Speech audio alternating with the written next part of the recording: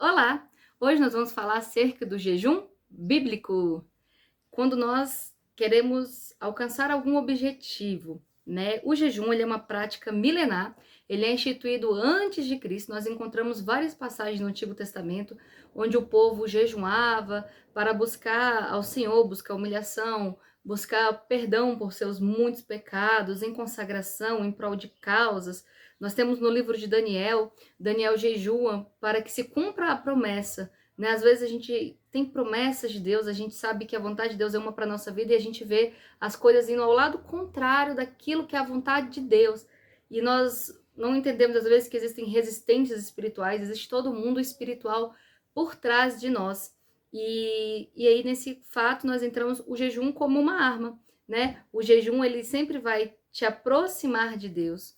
O jejum ele vai te ajudar a quebrar barreiras, né? E o jejum ele vai destronar a nossa carne, né? Ele tira a nossa carne do trono. Você já conheceu aquelas pessoas que não pode ficar sem comer um pouquinho, exceto casos de saúde, a pessoa começa a tremer, tem gente que fica nervoso, passa mal, né? Porque é um costume que a gente tem. É literalmente o alimento, é retirar o alimento da nossa carne. E aí a gente fica mais sensível ao mundo espiritual, às coisas espirituais, né? E vamos dar uma olhadinha. Quando a gente for jejuar, a gente tem que ter um objetivo claro e definido. Você não pode jejuar simplesmente por jejuar, né? E que esse objetivo seja algo bom. Pode ser algo material? Pode, jejuar em prol, às vezes, da compra de um carro, de uma casa, né? Da porta de um emprego, né? Para que Deus faça prosperar os seus negócios. Você pode jejuar também para ter mais intimidade com Deus, em prol de ganhar algum dom, né? Algum dom espiritual. E agora a gente só não pode fazer jejum por motivos errados, fazer jejum para que o marido se separe da esposa, para que tal fulano morra, ou fique doente, ou sofra as consequências de algum mal que ele causou.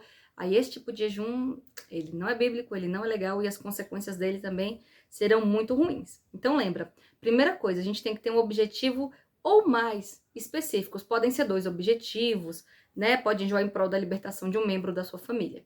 Segundo passo, a gente tem que consagrar o jejum a Deus. Você não pode, não, vou ficar sem comer a partir de agora e tal. Não, você tira um tempinho, ajoelha, ou sentado ou em pé, e fala, Deus, eu tô aqui consagrando o meu jejum, eu vou passar tanto tempo sem comer, ou vou passar a retirar tal alimento, tal, em prol dessa causa, né? Então a gente consagra o jejum antes. Durante o período de jejum, é interessante que se tire um tempo de oração, né, com Deus, um tempo para você estar conectado, nem que seja ali o tempo que você estaria fazendo as refeições, esse tempo que você gastaria ali, que você possa estar orando, conversando com Deus, clamando em prol da sua causa, pedindo que Deus, né, para que você seja uma pessoa melhor, a fim de que você possa receber, né, isso que você tanto almeja.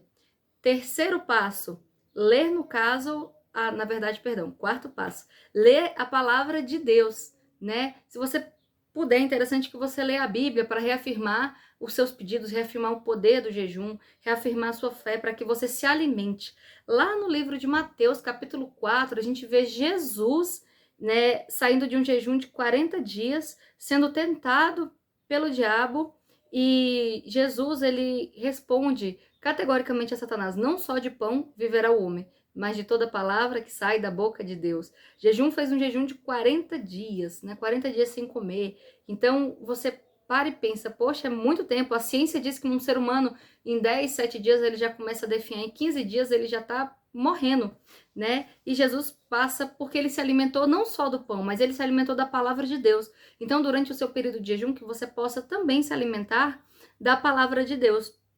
Quinta dica, comece aos pouquinhos. Se você nunca jejuou na sua vida, não vá tentar fazer um jejum de 1 semana sem comer, 4, 3 dias, né? A não ser que você ganhe uma revelação e uma inspiração direta de Deus para que você faça dessa maneira. Mas o interessante é que você comece aos pouquinhos. Eu conheço uma pessoa que ela começou jejuando, vou jejuar 2 horas, vou ficar 2 horas sem comer.